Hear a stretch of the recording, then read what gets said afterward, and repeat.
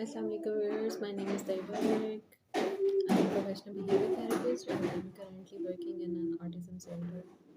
जैसा कि पिछली वीडियोस में हमने डिस्कस किया कि ऑटिज़म क्या है, ऑटिज़म की अवेयरनेस क्यों ज़रूरी है और ऑटिज़म के साइन एंड सिम्टम्स क्या हैं।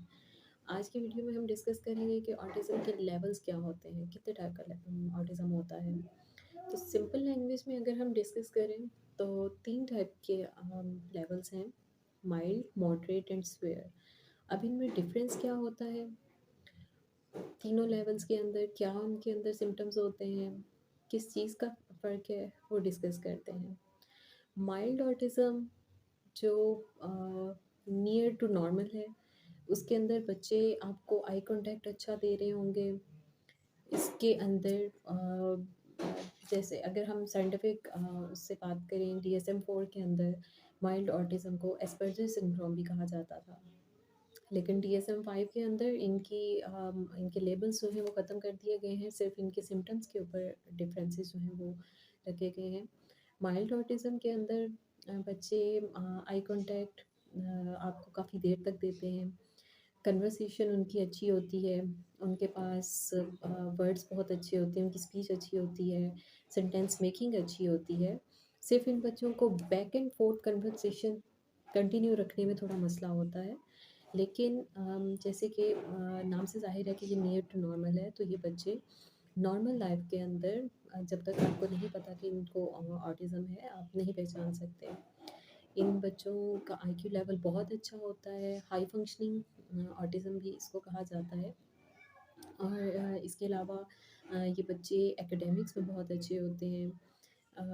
इनको डिफ़िकल्ट टास्क जो हैं वो इनको बहुत ईज़ी लगते हैं क्योंकि इनका आईक्यू लेवल बहुत अच्छा है। लेकिन जो ईज़ी टास्क हैं उनके अंदर इनको थोड़ी-सी मुश्किल पेश आती है।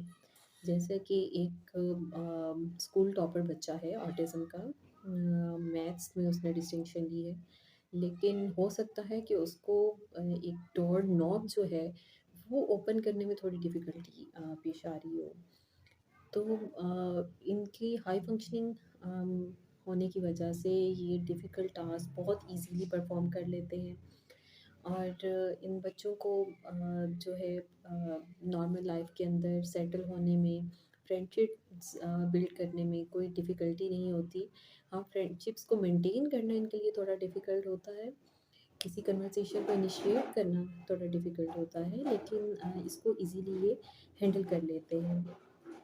इसके अलावा जो ये बच्चे हैं, इनको सबसे कम मेडिकल सपोर्ट की सपोर्ट की ज़रूरत ज़रूरत होती होती है। है। ये बच्चे जो हैं इनको बस अर्ली इंटरवेंशन के through starting years of life में अगर थेरेपीज़ दे दी जाएँ, बेसिक थेरेपीज़, तो उसके बाद ये अपनी लाइफ के अंदर नॉर्मल रूटीन वर्क के अंदर एडजस्ट हो जाते हैं। अगर हम बात करें मॉडरेट ऑटिज़म की, तो इसके अंदर बच्चे जो हैं इनके पास स्पीच जो है वो कतरे कम होती है माइल्ड ऑटिज़म की निस्बत। इनके पास सेंटेंसेस जो हैं सेंटेंस मेकिंग, सेंटेंस बिल्डिंग बहुत अच्छी तो होती है, लेकिन बहुत ज़्यादा नहीं होते। लिमिटेड सेंटेंसेस के अंदर बात करेंगे, बहुत लॉन्ग कन्वर्सेशंस नहीं होंगी इनकी। और इसके अलावा इनका आई कॉन्टैक्ट आपको देंगे, लेकिन कम टाइम के लिए। माइल्ड ऑटिज़म के अंदर तो बच्चे आई कॉन्टैक्ट बहुत अच्छा आपको दे रहे होते हैं, लेकिन इसके अंदर आपको वक़्तन-फ़वक़्तन आई कॉन्टैक्ट दे रहे होंगे, लेकिन फिर उनका आई कॉन्टैक्ट ख़त्म हो रहा होगा कन्वर्सेशन के ड्यूरिंग। इसके अलावा इनको इनको सब्सटेंशियल मॉडरेट सपोर्ट की मेडिकल ज़रूरत सपोर्ट की होती है। ज़रूरत होती है। जैसे कि इनको थेरेपीज़ अगर आप दे रहे हैं, तो वो कुछ अरसे के लिए कंटिन्यू रखनी पड़ती हैं।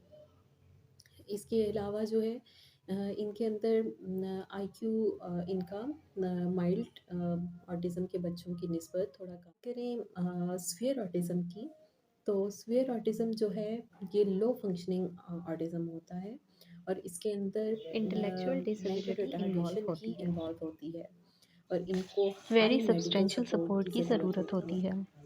इनको through out life continuous therapies की ज़रूरत होती है। इनके पास आई कॉन्टैक्ट बिल्कुल नहीं होता। अगर ये अव्वल तो ये आपसे बात इनिशिएट ही नहीं करेंगे। आप उनसे कोई बात, अगर कोई कन्वर्सेशन आप इनिशिएट करते हैं, तो वो आपको बिल्कुल आई कॉन्टैक्ट नहीं देंगे, आपकी नज़रों में बिल्कुल नहीं देखेंगे। सिर्फ़ उतना जवाब देंगे जितना आप पूछ रहे हैं, या हो सकता है उतना भी ना दें, क्योंकि बहुत सारे सेवियर ऑटिज़्म के बच्चों के पास स्पीच ही नहीं होती, सिंगल वर्ड स्पीच नहीं होती है उनके पास। इसके अलावा सेवियर ऑटिज़्म के अंदर बच्चे को through out life high assistance की ज़रूरत रहती है। थ्रू आउट लाइफ थेरेपीज़ के थ्रू, उनके फैमिली मेम्बर्स के थ्रू उनको सपोर्ट की ज़रूरत रहती है। वो इंडिपेंडेंटली लाइफ नहीं गुजार सकते due due to to mental intellectual retardation. उनको disability. और भी बहुत सारी प्रॉब्लम्स इसके साथ हो सकती हैं। उनके अंदर बहुत स्वेयर बिहेवियर्स उनके अंदर ऐसे हो सकते हैं जिनको मैनेज करने की ज़रूरत हो। और जो स्वेयर ऑटिज़म कैटेगरी के अंदर बच्चे फॉल करते हैं, उनको बिना किसी भी असेसमेंट के उनको पहचाना जा सकता है ऐसे बच्चों को। स्वेयर ऑटिज़म की कैटेगरी में फ़ॉल करने का मतलब ये बिल्कुल नहीं है कि अगर इन बच्चों ने ठीक ही नहीं होना तो इनकी थेरेपीज़ ही ना करवाई जाए। अगर आप ऐसे बच्चों की थेरेपीज़ नहीं करवाएँगे, इनको असिस्टेंस नहीं मिलेगी, तो ये बच्चे मज़ीद अ परेशानी का शिकार हो सकते हैं। इनको मज़ीद फ़िज़िकल प्रॉब्लम्स हो सकती हैं। जो अगर हम बिहेवियर को कंपेयर करें तीनों लेवल्स के अंदर, तो माइल्ड में हमें भी उनको स्पिनिंग ऑब्जेक्ट्स अपील करते हों, कुछ रेपिटेटिव बिहेवियर उनके अंदर हों, लेकिन वो इसको कंट्रोल करना जानते हैं। विद पैसेज ऑफ टाइम ऐसे बच्चे जो हैं अपने बिहेवियर को कंट्रोल कर लेते हैं, ओवरकम कर लेते हैं। लाइक अगर अर्ली ईयर्स ऑफ लाइफ में अगर उसके अंदर, ऐसे बच्चे के अंदर कोई हैंड फ्लैपिंग है, तो विद पैसेज ऑफ टाइम वो हैंड फ्लैपिंग उनमें कम हो जाएगी। टो वॉकिंग है तो वो विद पैसेज ऑफ टाइम उनकी कम हो जाएगी। माइल्ड के अंदर जो है, अगर यही 2 बिहेवियर्स हम डिस्कस कर लें, हैंड फ्लैपिंग, टो वॉकिंग अगर है, तो वो इसको कंट्रोल तो कर लेंगे, लेकिन कभी-कभार अनइंटेंशनली उनके अंदर हैंड फ्लैपिंग थोड़ी बहुत आ सकती है। अनइंटेंशनली टो वॉक कभी-कभार स्टार्ट। चलिए पहले हम डिस्कस करते हैं कि ये लेवल्स डायग्नोज़ कैसे होते हैं, कि कैसे माइल्ड है, मॉडरेट है या सीवियर ऑटिज़म है। एक तो बिहेवियर्स से इनको डायग्नोज़ किया जाता है। List of variety of behaviours हैं जो कि एक कैटेगरी के अंदर फ़ॉल करते हैं। उसके थ्रू जो है इनको डायग्नोसिस दिया जाता है।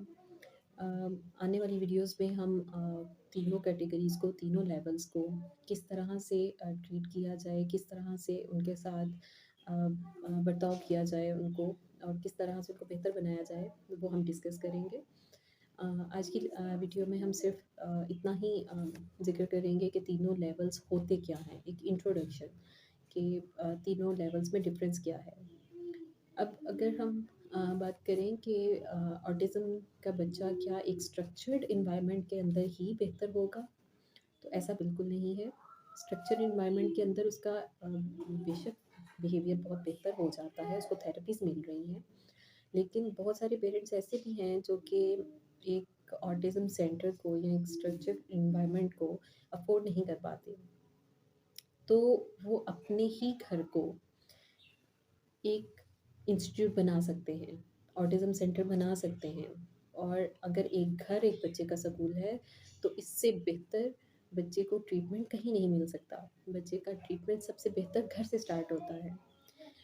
नेक्स्ट वीडियो के अंदर हम सबसे पहले यही डिस्कस करेंगे कि किस तरह से एक बच्चे के बिहेवियर को घर से बेहतर बनाया जाए। आप किस तरह बच्चे के साथ फ्रेंडली प्ले करके बच्चे को सिखा सकते हैं। आप किस तरह से बच्चे को एनवायरनमेंट के साथ कनेक्ट कर सकते हैं। ऑटिज़म के अंदर बच्चों का सिर्फ़ यही मसला है कि वो एनवायरनमेंट से कट ऑफ हो जाते हैं। उनका कनेक्शन बेहतर बनाना है एनवायरनमेंट से। ऑटिज़म ये नहीं है कि आपने किस तरह बच्चे को एबीसी सिखा दी, किस तरह बच्चे को आपने पढ़ना-लिखना सिखा दिया, किस तरह आपने उनको स्कूल भेज दिया। ऑटिज़म के अंदर आपने बच्चे को एनवायरनमेंट से कनेक्ट करना है। बच्चे का ताल्लुक एनवायरनमेंट से बेहतर करना है। अगर आप उनको एबीसी नहीं भी सिखाएँगे, अगर आप उनको कलरिंग डिफरेंसेस, उनको बाकी चीज़ें नहीं भी सिखाएँगे, अगर आपने सिर्फ़ उनको एनवायरनमेंट से कनेक्ट कर दिया, तो वो ऑटोमैटिकली खुद सीखना शुरू कर देंगे। जिस तरह न्यूरोटिपिकल बच्चे, हम उनको नहीं भी कुछ सिखाते, वो बोलना खुद सीखते हैं। वो अपने एनवायरनमेंट से, इर्द-गिर्द के लोगों से लैंग्वेज को पिक करते हैं और खुद बोलना सीखते हैं। लेकिन ऑटिज़्म के बच्चों को अ, जब तक आप सिखाते नहीं हैं, उनका कनेक्शन नहीं बनाते, तो वो कुछ नहीं सीखेंगे। अगर एक ऑटिज़्म का बच्चा और एक न्यूरोटिपिकल बच्चा एक रूम में बैठा है, न्यूरोटिपिकल बच्चा आपसे वर्ड सीख रहा है, वो आपके ऊपर फ़ोकस कर रहा है, वो आपके लिप्स के ऊपर, आपकी आइज़ के ऊपर, आपके गेस्चर्स के ऊपर फ़ोकस कर रहा है, वो सीखता है। लेकिन ऑटिज़्म का बच्चा क्योंकि अपनी ही दुनिया में मगन है, अपने ही प्ले के अंदर है, तो वो अटेंशन ही नहीं देता और चीज़ें पिक नहीं करता। सबसे पहले आपने उसकी अटेंशन बेहतर करनी है, उसको एनवायरनमेंट से कनेक्ट करना है, अपनी तरफ मुतवज्जो करना है। जैसे ही आप उसकी अटेंशन सीक कर लेंगे, वो बच्चा चीज़ें पिक करना शुरू कर लेगा। इसलिए ऑटिज़्म को सर पे सवार नहीं करना, इससे घबराना नहीं है। ऑटिज़्म को बेहतर बनाना है अपने घर से बच्चे का बिहेवियर बेहतर करना शुरू करें। इसके साथ-साथ आपको हम डिफरेंट थेरेपीज़ से भी गाइड करेंगे, बट स्टेप बाय स्टेप जितनी चीज़ें एक घर बैठी माँ चीज़ें सीख सके, उसी तरह हम आपको साथ-साथ चीज़ों से गाइड करेंगे, थेरेपी से गाइड करेंगे। आज के दिन के लिए इतनी ही video. Thank you so much. मेरे चैनल को लाइक और सब्सक्राइब करना ना भूलिएगा। जज़ाक